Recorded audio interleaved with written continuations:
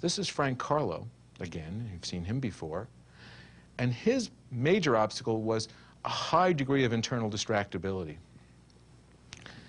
Almost anything he saw, especially if it was some kind of action figure or tempting object, triggered for him a whole slew of internal associations. He could go off on fantasy riffs that lasted for hours without any awareness of what was happening to other people in the setting. Well, as part of his evaluation, we needed to assess this.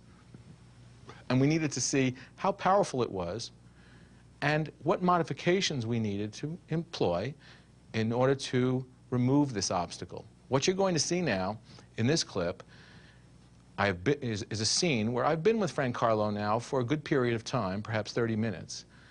We started out talking to one another, and then Frank Carlo found a box full of interesting objects. What happened next was that he continued to talk and became oblivious to whether I was even listening or not. I decided to test out how strong this obstacle was, as you can see, by taking a beanbag chair and holding it in front of him so he couldn't even see my face. Now, this video begins where I've been holding this beanbag up for over 5 minutes now, and he has not even noticed that this is happening. And what you're going to see is my amplifying the modification, if you will, or what we call the indirect prompt. An indirect prompt is a message that you better do something, but it's not telling you what to do. You have to think about it, to see how much this was going to be an obstacle. So watch the video, and I think you'll be surprised.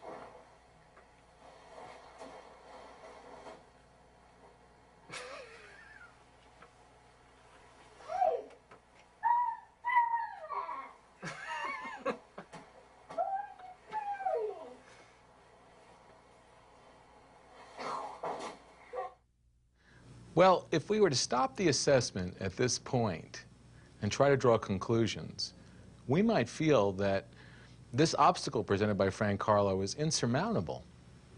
I mean, look at the amount of effort it takes for me to just get his attention, literally dropping beanbag chairs on his head. However, that might be a false conclusion.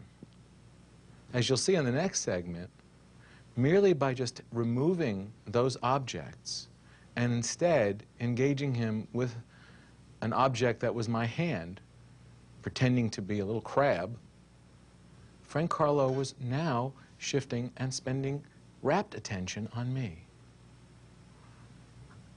So you can see how critical it is from this clip to be carefully and accurately evaluating these obstacles and what is needed to be able to create an optimal learning environment. Let's watch this clip so that you can see that.